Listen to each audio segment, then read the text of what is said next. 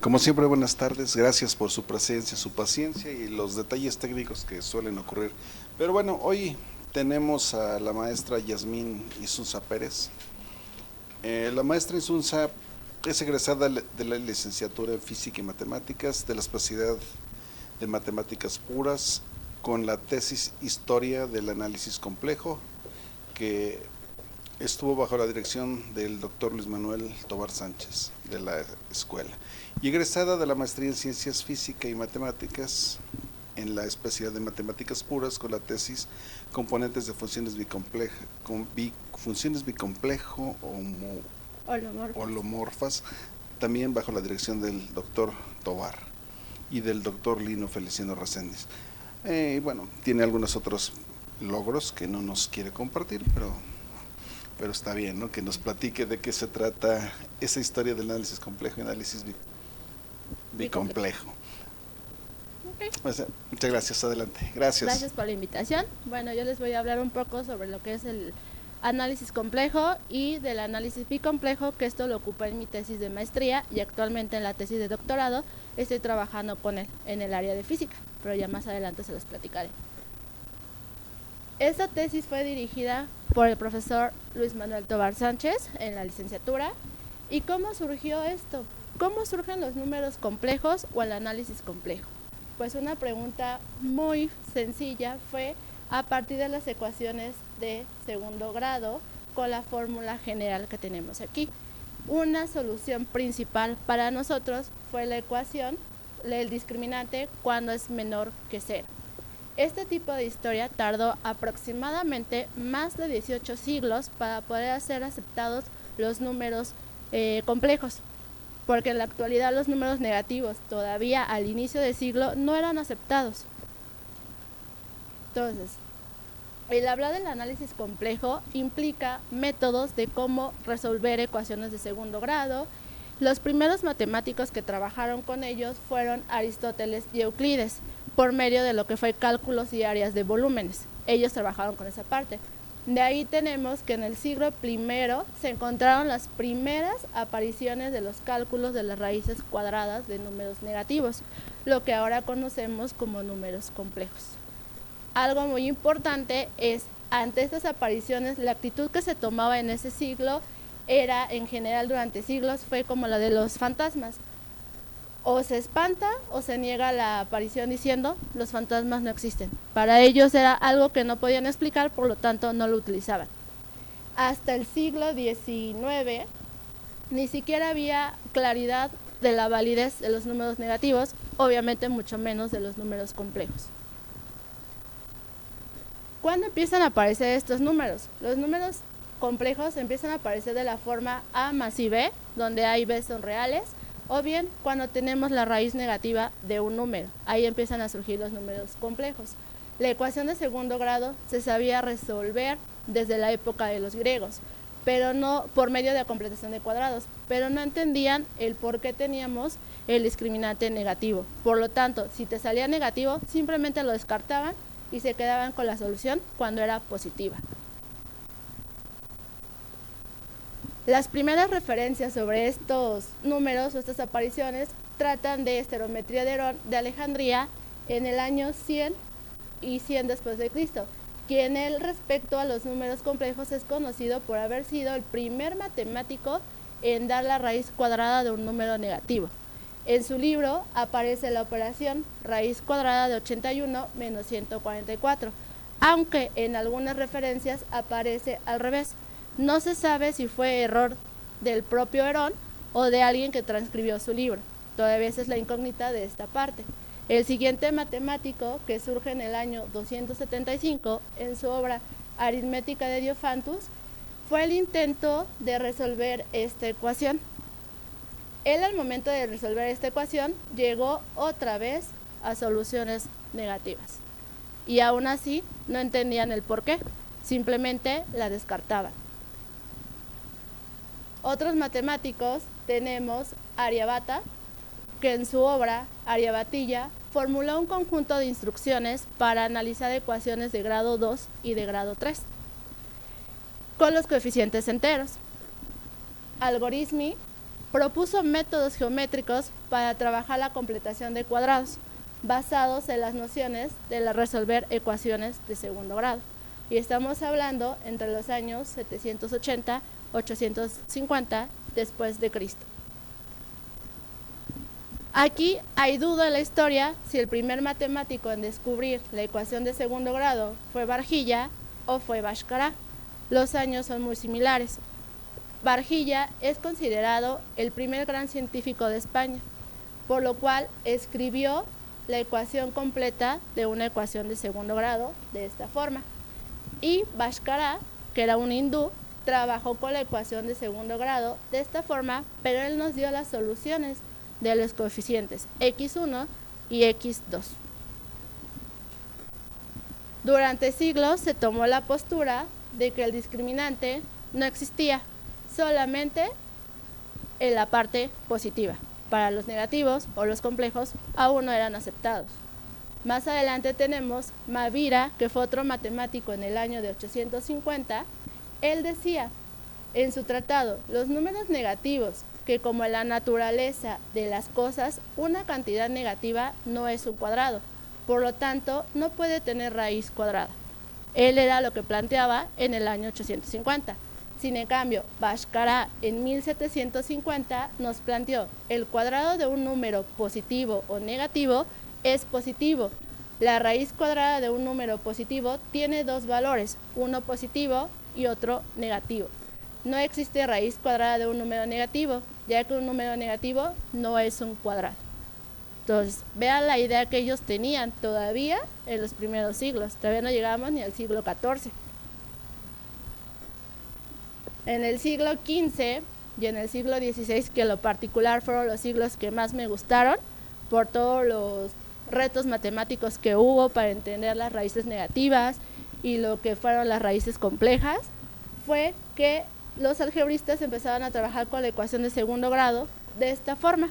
Y aquí ya empieza a aparecer la raíz negativa de un número, pero todavía afirmaban que no había una solución, solamente nos quedábamos con las soluciones positivas.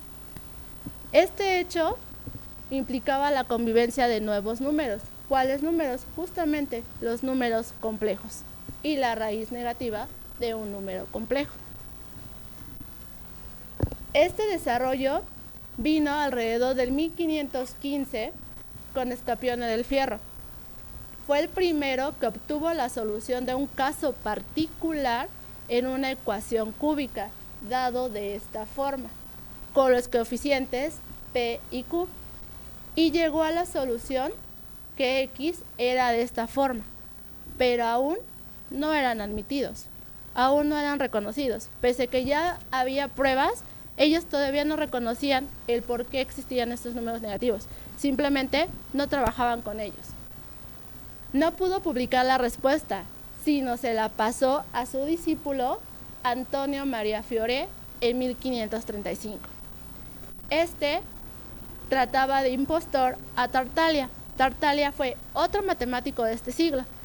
¿Y qué fue lo que hicieron para ver quién de los dos tenía razón? Tartaglia lo retó a un duelo matemático, el cual consistía en 30 problemas en 40 días. El que perdiera, pues pagaría una comida. ¿Y quién creen que ganó? Pues justamente ganó Tartaglia. Tartaglia resolvió todos los desafíos matemáticos en 2 horas. Por lo tanto, en este caso, desaparece Fiore y ya no se sabe nada de él. Ya no se sabe si él fue el que se robó la idea o realmente Tartaglia fue el que tenía el reto. Entonces esa parte, ahí él desaparece de la escena.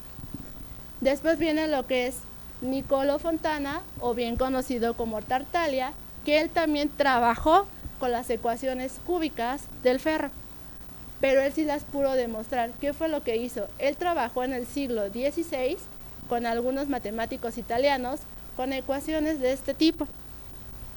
Y luego los matemáticos de esa época no tardaron en generalizar a la ecuación cúbica, a la cual lo vamos a llamar ecuaciones de tipo 2. Más tarde lo que hicimos fue dividir el coeficiente por A3 para obtener una ecuación de tipo 3. Y finalmente, cuando tú tienes tu solución x igual a y a la menos a tercios, vas a obtener la solución general cúbica, que es esta. Y esta se le conoce como fórmula de Cardano y está presente en su obra Ars Magna en 1570. Pero aún así, pese que ya teníamos soluciones cúbicas, aún no eran aceptados estos números. Cardano introdujo la unidad imaginaria en 1545 en su obra Ars Magna, quien presentó una explicación completa de lo que era la ecuación cúbica. Y aparte nos planteó un problema, que dice, si alguien te pide dividir 10 en dos partes cuyo producto sea 40, es evidente que esta cuestión es imposible. No obstante, nosotros la resolvemos de la siguiente forma. ¿Qué fue lo que él hizo? Él aplicó el algoritmo en sistemas de ecuaciones. X más Y nos va a dar 10 y el producto de ellos dos nos va a dar 40. Y encontró estas dos soluciones. Por multiplicación, Cardano probaba que el producto era 40. Él encontraba su solución. Para la ecuación cúbica de esta forma, la solución era esta, que otra vez le daba un número complejo, que son estas soluciones. Tenemos 4 menos 2 más raíz de 3 o la negativa de esta, ¿vale? Este enigma sorprendió a muchos algebristas en el siglo XVI y pasó mucho tiempo de que pudieran resolverlos, pero aún no eran aceptados por estos matemáticos. Después tenemos lo que es Bombelli, que estamos hablando en 1526, unos 30 años después de la publicación de Cardano. Él introdujo un razonamiento que él mismo dijo que era un poco salvaje. ¿Qué fue lo que hizo? Planteó estas dos ecuaciones. Solo se diferenciaba, ¿por qué? Por el signo. Al diferenciarlo por el signo, debía suceder que sus raíces cúbicas las podía escribir de esta manera. Y al hacer su cálculo, tendríamos la solución de X, que es esta. Así, había dado la expresión sin sentido de Cardano, el cual es considerado el padre de los números complejos. Además, desarrolló el álgebra formal para trabajar con los números complejos, pero aún así todavía no eran aceptados. Ya no podíamos ignorar la utilidad que tenían estos números, salvo ni siquiera este descubrimiento abrió la aceptación que tenían los números complejos.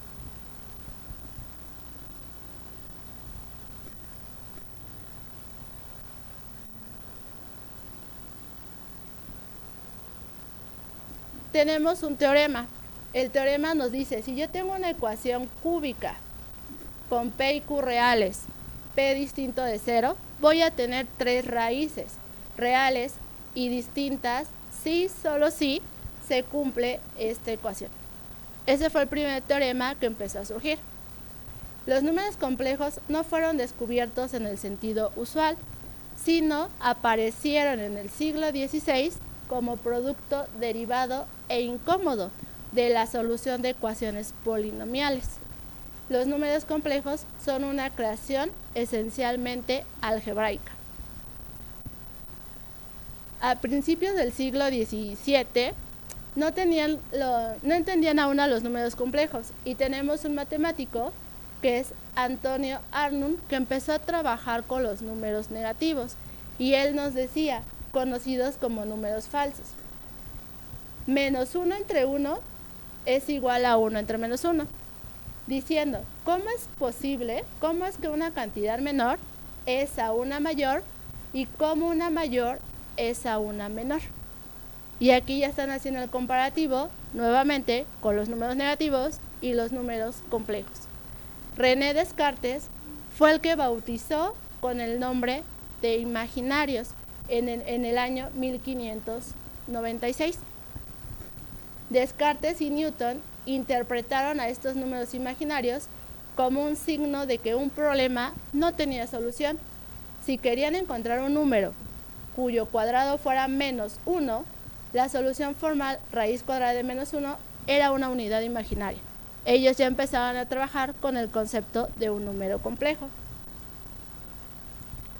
Tenemos a Wallis, que en 1673 surgió que el número complejo x más y debía pensarse desde el punto de vista geométrico, representado en un punto en el plano. Ahí ya empieza a ver su interpretación geométrica de los números complejos. Tenemos una referencia en 1673, donde es una carta que Huygens, es otro matemático, le manda a Leibniz, donde a ella le expresa la impresión del primero sobre un ejemplo en el que la suma de dos números no reales daban la raíz de 6, como en este ejemplo. Huygens expresa: lo que me escribe sobre cantidades imaginarias que cuando son sumadas de una cantidad real, me es sorprendente y totalmente nuevo. Uno nunca creería que esto es cierto y que debe haber algo escondido en ello que es incomprensible para mí. Y estamos hablando ya del siglo XVI.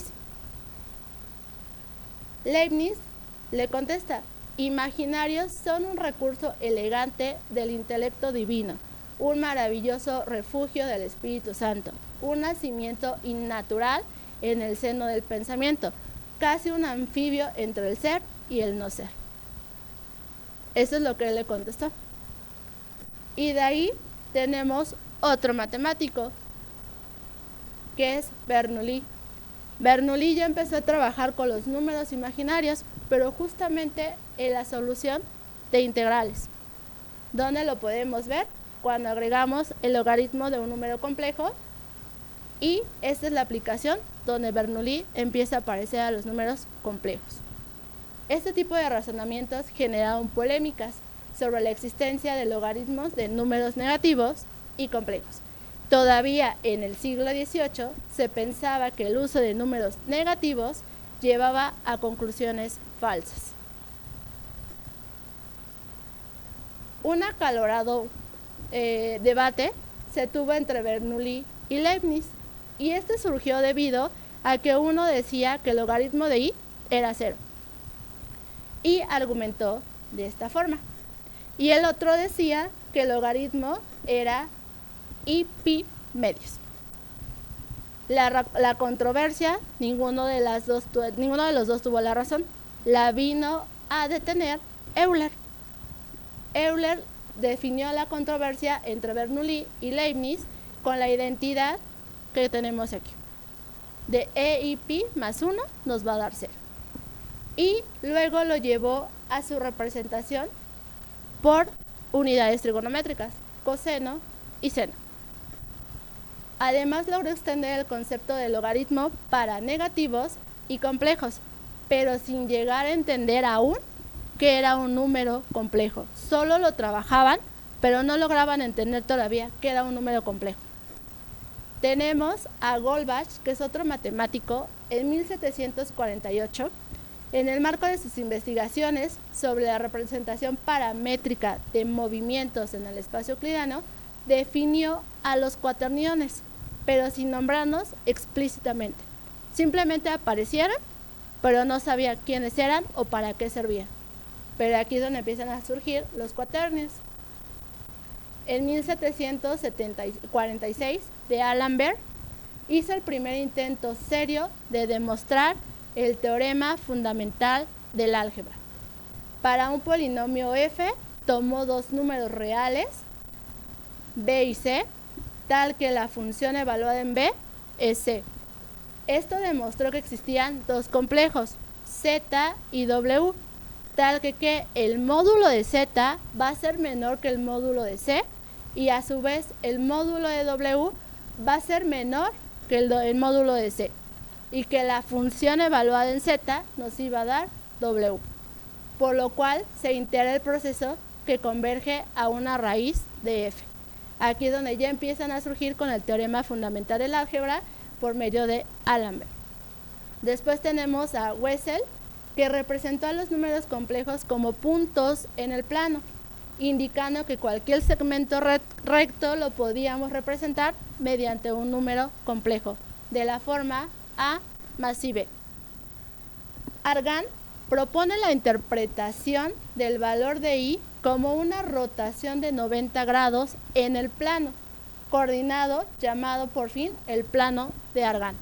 Aquí ya empiezan a surgir las interpretaciones de los números complejos. Y aquí tenemos uno de los más importantes. Creo que todos hemos escuchado hablar de él, que en este caso es Gauss. Gauss en su tesis doctoral se daba como la primera prueba correcta del teorema fundamental del álgebra. Además, demostró el paso a la historia por ser la primera demostración por contradicción. Recordarán sus cursos de primero cuando demostrábamos por contradicción. Exactamente. Fue aceptada en el mundo matemático. A finales de 1825 apuntó que la verdad metafísica de la raíz negativa de un número es alusiva. Y en 1831 introduce el término de número complejo. Entonces vean cuánto tiempo ha pasado y aún así todavía no podemos aceptar a los números complejos. Y de ahí viene el teorema fundamental. ¿Qué nos dice el teorema? Si un polinomio de la función es de grado mayor o igual que uno con coeficientes en los reales o complejos, tiene por lo menos una raíz cuadrada real o compleja. Ese es el teorema fundamental del álgebra. Gauss se dio cuenta de un teorema de una importancia fundamental en este territorio aún no explorado. Y se trató del siguiente hecho. Si el plano complejo lo dibujamos una curva cerrada simple y si la función f de z de variable compleja es analítica, es decir, tiene todas sus derivadas en todo punto de la curva y en todo punto interior, entonces la integral de la línea en la función z tomada a lo largo de la curva, va a ser 0. Eso fue lo que él descubrió aplicado a los números complejos. No obstante, a nivel general, ni los complejos ni los negativos aún eran aceptados por estos matemáticos. En gran parte, los desafíos se van a ver involucrados en los números complejos en algunos problemas físicos, como cuáles. Aparte de problemas tecnológicos, tenemos problemas de integración que aparecen en la hidrodinámica, en la resistencia de fluidos, en el estudio de la cartografía y entre otros. Por mencionar algunos casos, Euler aplicaba la variable compleja en el estudio de la cartografía. De D'Alembert lo aplicaba en la resistencia de fluidos y Cauchy a investigaciones en hidrodinámica. No debemos olvidar que estamos en la era de la revolución industrial, en la etapa de la expansión y consolidación del capitalismo. Todo este contexto global, a través de la influencia de varias áreas del conocimiento, generaron en las matemáticas un proceso de desarrollo de los números complejos, aunque aún no eran reconocidos, simplemente lo ocupaban como un recurso técnico. Una muestra clara de esto es la siguiente declaración hecha en 1759 sobre los números negativos y las raíces de números negativos, también llamados números del demonio, abortos del raciocinio, entre otros comentarios que ellos mismos hacían hacia estos números. Sí. Una referencia que ellos tienen son: sirven solo hasta donde yo soy capaz de juzgar para embrollar toda la teoría de ecuaciones y para volver oscura y misteriosa cosas que de manera intrínseca eran sumamente sencillas. Se hubiese deseado, por lo tanto, que las raíces negativas nunca hubieran sido admitidas en el álgebra o que fuesen una vez más descartadas, porque si esto hubiera sido hecho, hay una buena razón para imaginárselo. Las objeciones que muchos eruditos y hombres ingeniosos que hacen hoy en día a las expresiones algebraicas serían descartadas. Es una real verdad que en álgebra o la aritmética universal es en su propia naturaleza una ciencia no menos simple, clara y capaz comparada con la geometría. Esto lo hacían en 1759 y aún todavía no los aceptaban como un hecho importante. Otro matemático en el siglo XIX fue De Morgan. De Morgan en su libro nos comenta, los números imaginarios y los negativos tienen cierta semejanza, ambos aparecen en la solución de problemas, indican alguna inconsistencia o absurdo y lo va a ilustrar con un ejemplo. ¿Cuál es su ejemplo? Si un padre tiene 56 años, su hijo 29, ¿cuándo el padre tendrá el doble de la edad de su hija? ¿Qué fue lo que él hizo? Primero va a resolver la ecuación. Después va a obtener que el resultado es -2 y dice que el resultado es absurdo. ¿Por qué? Porque aún todavía no eran aceptados esos números. Ya que el problema está mal planteado, pues debió de haber sido planteado así. ¿Cómo lo va a plantear? ¿Hace cuánto que el padre tuvo el doble de la edad que su hijo? Pues ahora lo plantea 56 menos x, cambió el más por el menos, va a ser igual a 2 veces, cambio el más por el menos, y ahora sí, obtengo mi solución positiva. Y ya es correcto. Eso fue lo que hizo en su obra. Y después viene otro matemático que supongo que todo el mundo ha escuchado hablar de él. Justamente viene Cauchy. Cauchy fue el creador de la teoría de funciones de varias variables complejas, trabajo se continuó desarrollando con Ballestras y con Riemann. Además, trabajó con funciones holomorfas y trabajó en el análisis real, en el cálculo, ecuaciones diferenciales, entre otras áreas. El teorema que tenemos de Cauchy es el teorema integral de Cauchy, que nos dice, si tenemos un dominio G simplemente conectado a una función analítica, entonces tengo que mi integral vale 0, donde L es cualquier curva rectificable cerrada y está contenida en mi dominio. Ese es el teorema fundamental, el teorema integral de Cauchy. Y también deben de conocer la fórmula integral de Cauchy. La fórmula integral de Cauchy nos dice, si yo tengo una función analítica en un dominio G que contiene una curva rectificable cerrada de Jordan en su interior, entonces puedo tener estos dos casos. ¿Sí? Esa es la fórmula integral de Cauchy. Y después vienen otros matemáticos. Tenemos a Benjamín Olinde Rodríguez, quien comenzó a trabajar con números similares a los cuaterniones para describir rotaciones en el espacio tridimensional. Tenemos también a Hamilton, quien empezó a trabajar con generalizaciones de los números complejos, descubriendo a los cuaternios, aunque estos no son conmutativos. Ese sí les pido que lo tengan muy presente, porque fue el inicio para el análisis bicomplejo también. De aquí se derivó el análisis bicomplejo, con la idea de Hamilton. Continuando con la idea de los complejos, tenemos que Riemann, que también lo deben de conocer, fue el fundador de la teoría de funciones analíticas. Hizo contribuciones importantes en materia como geometría, física, matemáticas y muy especialmente en la teoría de números o nuestra famosa hipótesis de Riemann, justamente, que ¿qué es? Tenemos la función z, que va a ser la sumatoria de 1 sobre ns, donde ¿quién es s? Sigma más it. Esa es la función z de Riemann. También tenemos que demostró que se puede prolongar analíticamente a todo el plano complejo, resultando una función meromorfa, y a su vez con un único polo es igual con 1 y residuo 1.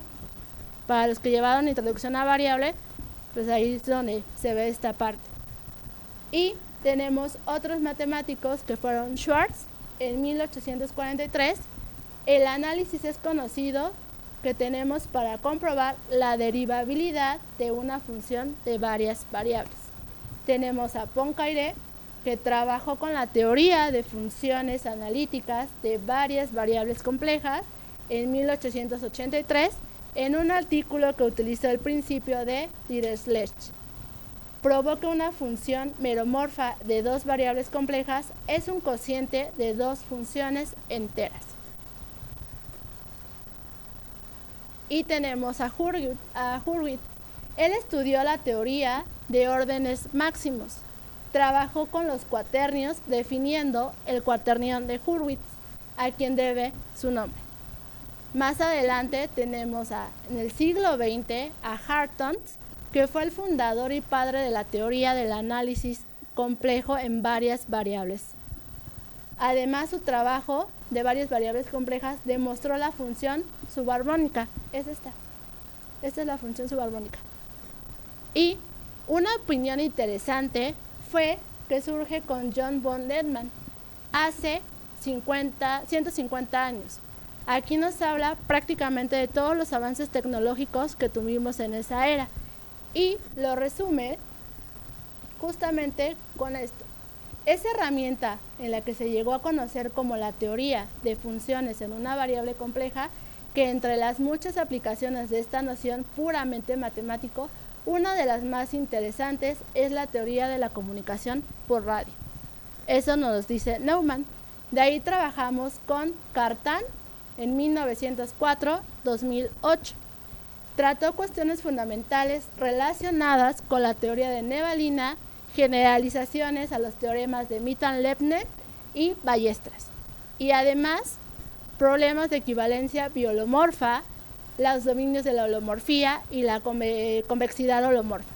Aquí ya vuelven a surgir los números bicomplejos con la biholomorfía. Lars, en 1935, utilizó la idea de métricas conformes constituidas para dar su propia versión de la teoría de nevalina, cuando recibió la medalla Fields al año siguiente.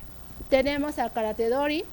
Señal era difícil decir que era más sorprendente el trabajo de nevalina o el trabajo de Alford. Ahí teníamos una disputa matemática. ¿Otra vez? Tenemos los matemáticos más recientes, Lars y Kohn, en la teoría de funciones de varias variables complejas, que desarrollaron métodos avanzados en ecuaciones diferenciales y empezaron a trabajar con avances en la teoría de los espacios de Harding y Berman. También hago mención que los bicomplejos también se pueden trabajar en los espacios de Berman. Walter Rudin y Sarrazón profundizaron en la estructura del espacio de funciones holomorfas, y Charles y Stein en aplicaciones en el análisis armónico y en la teoría espectral. Estos son los matemáticos más reconocidos actualmente. Esta parte de mi tesis no la teníamos, fue lo que le agregué ahorita para ver las aplicaciones que se tenían actualmente del análisis complejo, y esto es lo más nuevo que pude encontrar ahorita. De ahí tenemos aplicaciones de la física en el análisis complejo. ¿Cómo surge? Surge con la teoría de Teichmüller, desarrollada por Müller en la década de 1930 y consolidada por Alford y Lipnum. En la posguerra, su impacto y extensión ha sido un motor importante en el análisis complejo geométrico en los últimos 50 años. Perdón, ahí me faltó una N. Tenemos la dinámica compleja y los fractales de Maldebrun y Julia. Es otra aplicación que se le da en el análisis complejo. Tenemos el teorema de uniformación de Riemann, establecido en el siglo XIX, que son algunas aplicaciones. Y tenemos la teoría de deformaciones de singularidades, que se da en 1960 y 1970, las cuales sentaron las bases más recientes al estudio de singularidades y sus deformaciones, que han continuado con la aplicación de técnicas algebraicas conmutativa, la geometría algebraica y el análisis complejo. Y con esto sería la parte de lo que es el análisis complejo. Hasta aquí abarcaríamos esa parte. Y ahora les voy a platicar sobre el análisis bicomplejo. ¿Alguien tiene una idea de qué es un número bicomplejo antes de empezar con la historia? ¿Alguien sabe qué es un número bicomplejo? Pues literal, son dos números complejos. Nada más que... No, en serio. Nada más que ¿cuál es la representación? Un número bicomplejo sería de la forma...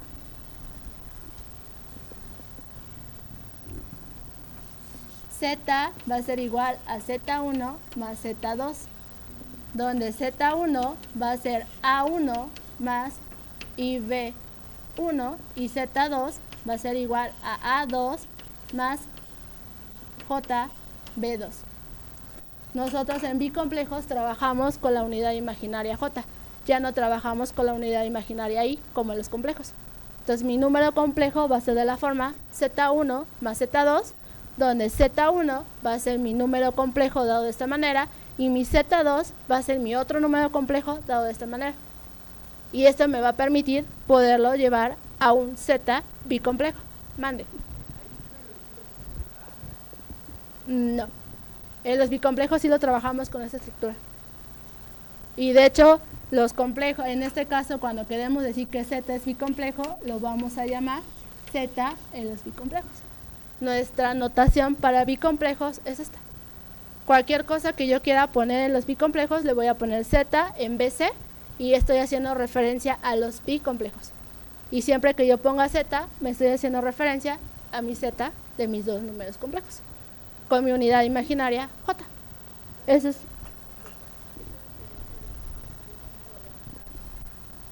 En la unidad imaginaria.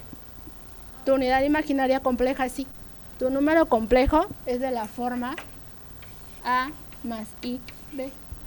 Y esto, A y B, son reales, pero tu unidad imaginaria va a estar en los complejos. Sí, de hecho a eso iba. Por eso primero quería saber si sabían que era un número bicomplejo, para ahorita poderles explicar de dónde surge justamente lo que es la J de los bicomplejos. ¿Recuerdan que les dije por el siglo XVI que se acordaran un poquito de Hamilton? ¿Qué fue lo que propuso él? Los cuaternios. Justamente los números bicomplejos empiezan a surgir por Hamilton. ¿Alguien sabe qué es un número cuaternio? ¿Pero qué propiedades tiene?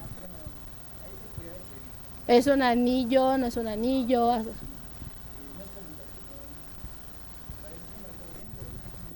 Exactamente. Hamilton en 1844 algebraicamente es un anillo no conmutativo sin divisores de cero, lo cual dificulta en varios aspectos la extensión de la teoría de funciones holomorfas en varias variables. Por esta razón, se hicieron intentos para poder encontrar un álgebra en R4 y poder conservar una estructura que obtuviera a C como una subálgebra. De aquí surge que en 1848 Cocle, siguiendo con las ideas de Hamilton, introdujo un álgebra a la que llamó tesarines, con algunas pequeñas variantes. ¿Cuáles fueron sus variantes? Justamente 3 unidades imaginarias, I, J, K. Esas son sus 3 unidades. A J cuadrada le va a ser igual a 1 en vez de menos 1. Ahí se diferencia de los complejos. Más tarde, Segre, inspirado también con el trabajo de Hamilton y de Clifford, introdujo lo que llamó los números bicomplejos, que es una álgebra con 2 unidades imaginarias. En este caso aquí los pone IJ, yo siempre los trabajé con J, tales que I cuadrada va a ser igual a J cuadrada y voy a obtener que es menos 1. E introdujo otra unidad llamada K. Por eso, en los bicomplejos tengo 3 unidades, I, J y K. Y definida con el producto de 2 unidades imaginarias, tenemos estas propiedades. Si yo multiplico I con J, lo puedo conmutar y va a ser JI. Y esto por propiedad me va a dar K, donde K cuadrada va a ser 1. Después tenemos estos elementos que son muy importantes en la teoría bicompleja. Estos elementos son identidades idempotentes que nos sirven para poder trabajar con los números bicomplejos en distintos temas. En mi caso yo lo trabajé en las funciones holomorfas. En funciones bicomplejos holomorfas yo llevé estas propiedades para poderlas trabajar en la maestría. Y estas son muy importantes para poder desarrollar muchas teorías en esa parte.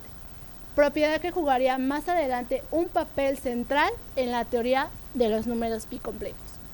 Siguiendo a Segre con otros matemáticos, Spampinato y Dragoni desarrollaron los primeros rudimentos de la teoría de funciones de los números bicomplejos.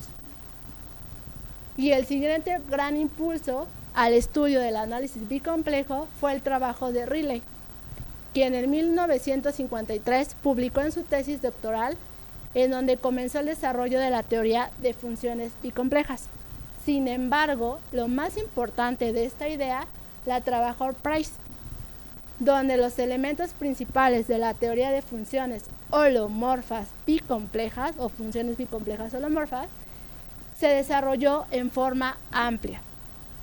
Durante algún tiempo, la falta de interés por parte de los matemáticos por trabajar con esta área quedó atrás, pero actualmente o en las últimas décadas ya se empieza a trabajar otra vez con la teoría de los números bicomplejos, en donde en la teoría bicompleja holomorfa, funciones bicomplejos holomorfos, y hay algunos trabajos en una y varias variables, así como en funciones bicomplejos meromorfas, que también ya se empieza a trabajar.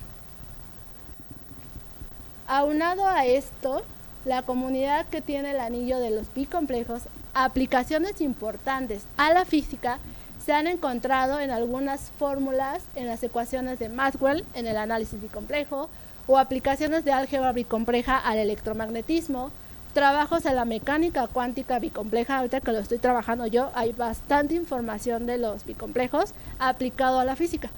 No te explica la parte matemática, pero sí te explica todo el desarrollo de la física. En mi caso, que estamos trabajando todo el desarrollo matemático y la aplicación de la física.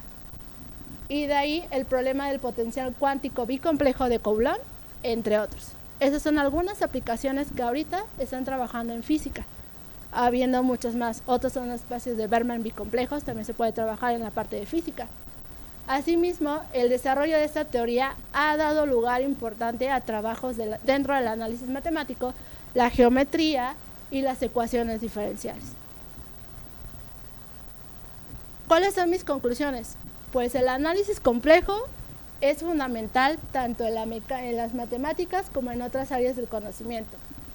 Este se extiende a ideas de cálculo, los números complejos relevando profundas relaciones y conexiones entre la geometría, topología y el álgebra. El lenguaje del análisis complejo es clave en la resolución de ecuaciones diferenciables y el análisis de sistemas complejos. Esa es la conclusión hacia la parte de análisis complejo. En física tiene aplicaciones importantes, por ejemplo, en la mecánica cuántica, electromagnetismo y en la parte de fluidos. Además, su belleza abstracta y su poder predictivo continúan impulsando avances en la teoría de números, la geometría, la dinámica de sistemas. Ahora les voy a platicar un poquito qué estoy haciendo yo con mi asesor. Estoy trabajando con el doctor Paniagua y la idea ahorita pues es introducirme al área de física, ver lo que es las ecuaciones desde el punto de vista físico, y estamos trabajando justamente con la mecánica cuántica. La idea es llevar la mecánica cuántica a los bicomplejos. Y una vez que llevemos a la mecánica cuántica a los bicomplejos, la idea es poderle extender a la teoría cuántica de campos. No les pido que me pregunten eso porque todavía no sé qué es la teoría cuántica de campos, pero la idea es llegar a la teoría cuántica de campos y poderle extender a modelos sigma lineales. Esa es la idea de trabajar ahorita, pero apenas voy con la introducción. Por mi parte, pues en esta parte terminaría lo que es la tesis, y si les quería damos un fuerte aplauso al doctor Tobar y le quiero dedicar unas palabras. Esta presentación fue dedicada a él y pues él fue parte importante de mi formación como matemática, y agradezco por compartir tu conocimiento con cada uno de nosotros, por transmitir ese amor y pasión por las matemáticas en cada una de sus clases. Mi admiración y respeto por siempre. Gracias y hasta pronto. Y les pido un aplauso.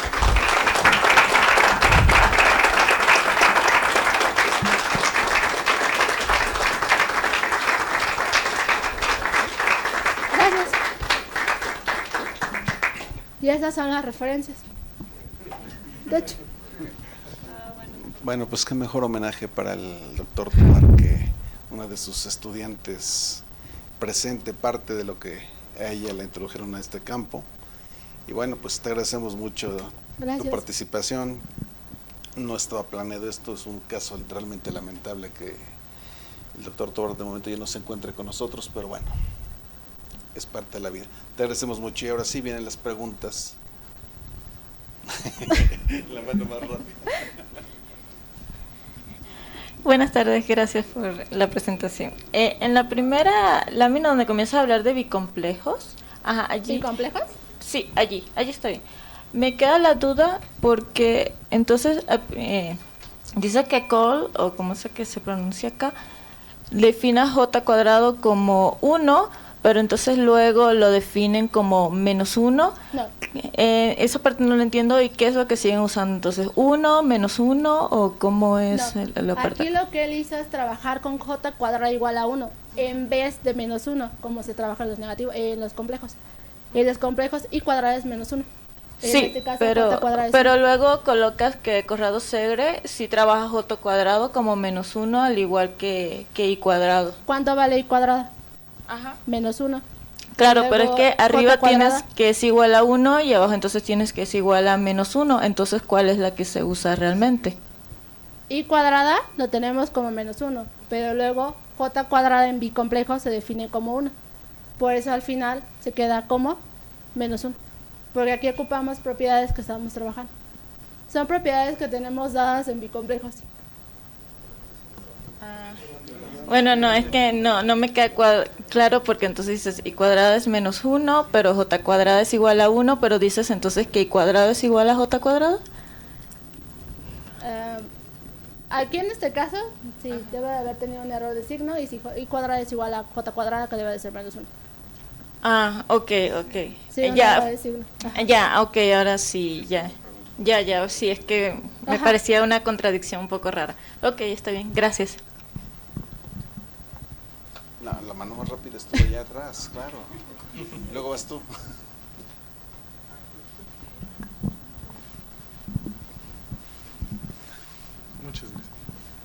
Muchas gracias.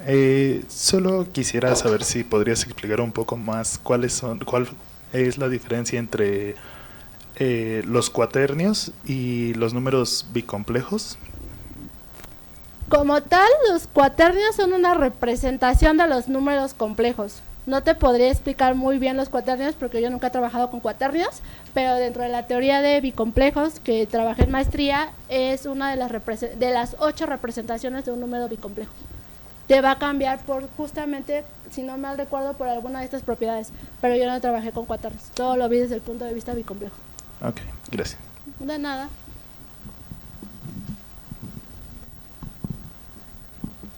Hola, buenas tardes. Una Buenas pregunta, ¿hay alguna relación entre los bicomplejos y el producto exterior? Es que va a depender. Porque un producto exterior, por ejemplo, una manera de representarlo son las 9 componentes, por ejemplo, de una matriz, ¿no? Ujú. Y le puedes poner, por ejemplo, A11, E1, E1. Y en los complejos, por ejemplo, el I está definido como el 01. Entonces no sé si 01 por 01, que sería I cuadrada, pueda ser representado como un producto exterior. No he visto Vía de Kobe. artículos donde te hablen sobre eso, entonces no sabría como que responder esa parte. No sabría la relación que hay entre el producto exterior y los números bicomplejos. Y en artículos no he visto nada similar. Ok, es que me quedó esa duda. Entonces yo Sí. creo que a lo mejor existe Puede haber una relación, sí. Probablemente. Muchas gracias. De nada.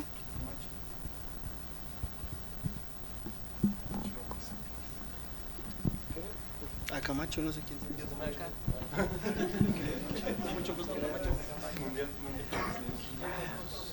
Muchas gracias. ¿A qué o cómo bueno, en mecánica cuántica pues sí aparecen los números complejos de forma natural en la ecuación de Schrödinger, ¿no? Entonces, ¿cómo se introduciría los bicomplejos o en qué sentido? También se puede aplicar lo que son las ecuaciones de calor y de onda, pero ahí trabajamos con el espacio de Hilbert. Todo se basa en base al espacio de Hilbert y en el análisis funcional. Ujú. Todavía no te lo puedo explicar porque apenas estoy en la introducción. Ok. Entonces, pero sí he visto que lo generalizan a las ecuaciones Ujú. y por medio de los espacios de Hilbert en el espacio bicomplejo. Gracias. No, nada. Gracias. Nada más, en la parte de la historia me surgió la duda de que mencionaste que no se aceptaban los números. Más o menos en qué época dijeron, sí, está bien, los aceptamos, ya los vamos a empezar a usar. ¿Y quién lo acepta? ¿Hay un comité o entre todos los matemáticos físicos de repente los usamos tanto que ya fue como, o sea, ya no Sí. nadie dijo ya, desde hoy en adelante sí, como tantos lo usábamos, ya se tomó como real? ¿Sabes algo de eso? Pues empezó a surgir como aceptados en el siglo XVIII y fue entre los mismos matemáticos que ya empezaban a ver como que la importancia o la utilidad, que algunos matemáticos sí lo aceptaban, pero otros matemáticos decían, no los voy a aceptar por tal cosa. Entonces en el siglo XVIII, XIX fue cuando ya se empezaban a aceptar por algunas aplicaciones que se empezaban a tener. ¿Y quién la aprueba? Pues los mismos matemáticos de esa época. Ok, gracias.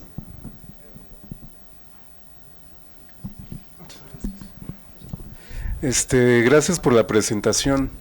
Tengo una duda respecto a las representaciones que comentabas.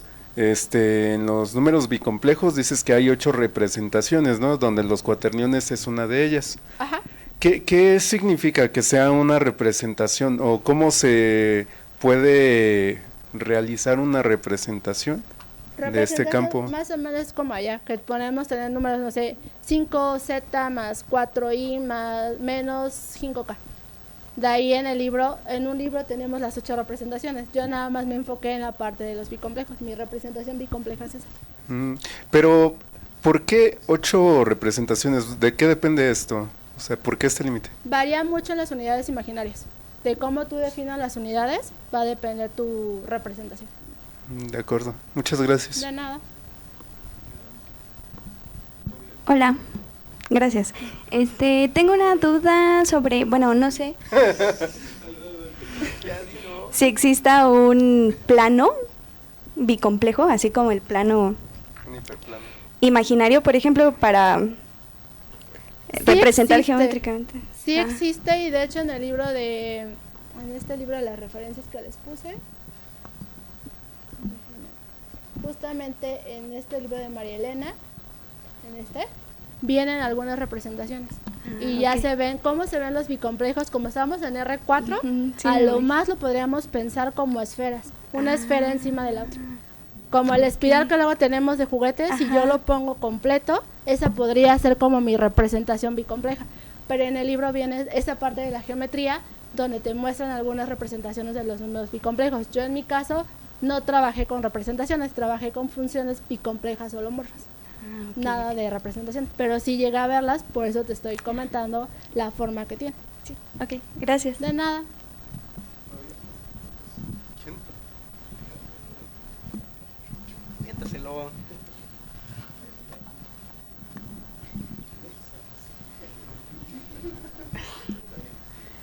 Disculpa, una pregunta.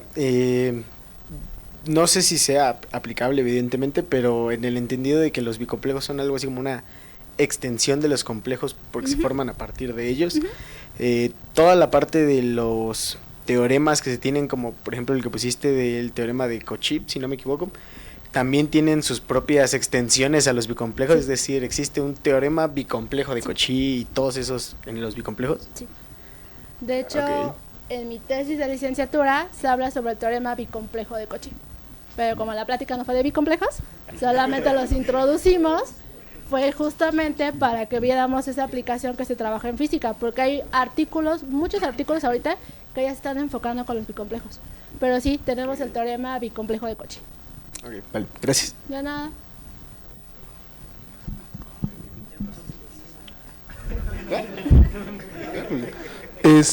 Yo tengo una duda en cuanto a la J. Quisiera saber cómo funciona eso porque pues la I es raíz de -1, ¿no?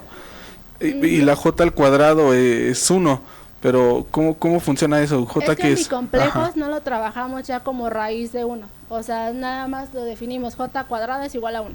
Y cuadrada es igual a -1 y K cuadrada es igual a 1. Y ya está ahí. O sea, es por definición y ya no vemos de dónde sale el 1, perdón. Entonces sería que como, bueno, es Son el índice, ¿no? Como un propiedades. vector, algo así, algo. Se trabajan Ajá. como propiedades de los números bicomplejos y como propiedades simplemente las aceptamos. Es como la propiedad de la idempotencia. Me la das, la tomo y simplemente trabajamos con ellos. ¿De dónde surgen? Ahí sí no desconozco. Hay muy poquita información sobre el análisis bicomplejo. Muy poquita todavía. Ah, ok. Gracias. En cuestión de teoría hay muy poquita.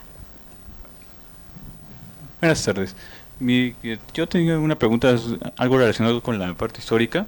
Nos habías comentado que para que surgiera el número complejo tuvieron que salir a partir de las ecuaciones de las cuadráticas, las cúbicas. Y mi pregunta sería, ¿por dónde por dónde partieron los bicomplejos o los cuaterniones? O sea, ¿de dónde salían por medio de ecuaciones que nadie podía resolver o simplemente fue una extensión de los números complejos? Lo o no sé? poquito que hay de historia empezó a partir de Hamilton, que empezó a trabajar con los cuaternios, y de ahí se puede ver que los bicomplejos son una extensión de los números complejos. Pero hay que tener cuidado porque no todos los teoremas los podemos extender. Entonces, si es una extensión de los complejos, pues hay que ver si de complejo lo puedo llevar a bicomplejo o de bicomplejo lo puedo llevar a complejos. Muchas gracias. De nada.